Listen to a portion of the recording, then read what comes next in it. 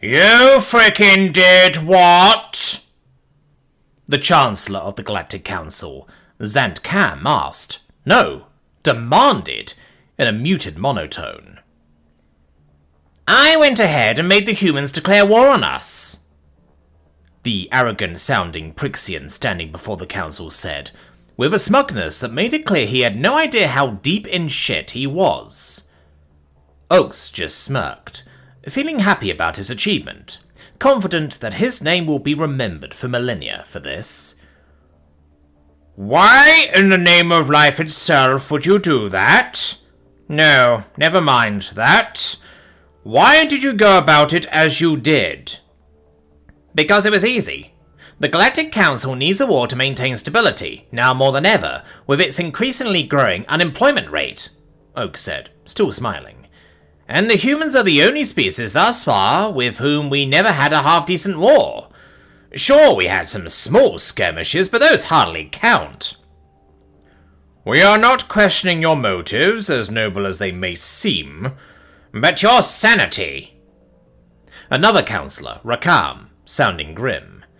Like Zant Kam, he knew the dire situation they were finding themselves in. Please inform us on just how you managed to make the humans unite and declare war? Oh, it was easy. In France, I told the people that Britain made far superior wine, and therefore was the superior nation. In Britain, I told them that the royal family was pathetic, and all the tea they drink made them weaker than 1946 Germany. Oaks began explaining. Several members of the council began live emergency extracom feeds to their respective governments, detailing what was going on. Next, I told the Germans that their government of the Schnitzel Republic, led by that smart guy with the silly moustache, was far superior to their current regime, that beer tastes like piss, and they should take a leaf out of the French book and learn to surrender. Several members received notifications from their governments, which in turn made them declare neutrality in the upcoming war. Next, I went to Australia, asked them where in Europe their nation was, made fun of their accents and how they lost a war against flightless birds. Twice! Such nice people. They got angry really quickly. And Russia. Too damn easy. I dissed their leaders and their vodka, told them their military is worth peanuts, and that they should allow the likes of Ukraine to conquer them, thereby recreating the realm of the Kievan Rus. Half of the remaining council members declared neutrality at that. One of the remaining race's councillors, Crow of the Ultras, a species of huge, omnivorous, quadrupedal two-armed reptiles that maintain over half of the council's military, snorted, openly declaring their support for the war. The Americans and Chinese were easy. I just fucked around with America's ships and boats, while I exposed China's corruption and disabled their censorship protocols, Oak said, snickering as he remembered sinking that one ship. What was it called again? Oh right, USS Enterprise. And the face in the Chinese dictator's face when his personal collection of Western paraphernalia that were banned under his own regime. Crow flinched at that, but remained optimistic. Oh, and I pissed off the Canadians, Oakes boasted. My hardest achievement to date, I must say.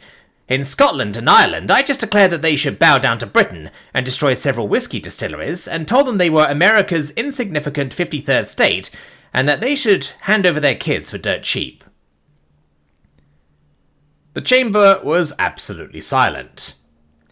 Fuck it, Crow muttered, withdrawing his statement of support. If you wish to fight, you're on your own. France, Britain, Australia, Russia and China? Easy. Fighting the Americans? A challenge, but a worthwhile one. Angry Scottish and Irish?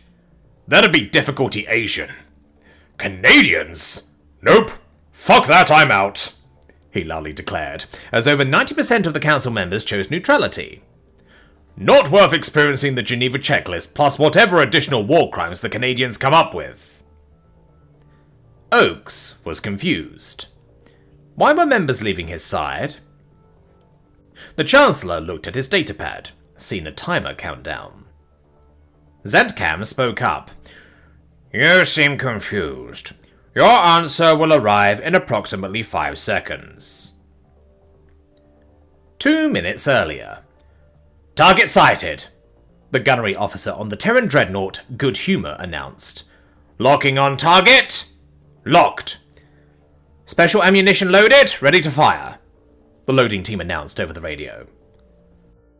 Well, that little shit's going to have a very bad day, the captain, a Canadian, announced. 8 tons of fermented hog feces, heading your way, you political dumbass. The ship lurched as the mass of fecal matter was launched, heading straight for an unaware Oaks. Isn't this a war crime? One lieutenant asked. We're not at war yet, can't label it as such. Call it a smelly neighbor dispute on your report, the captain answered.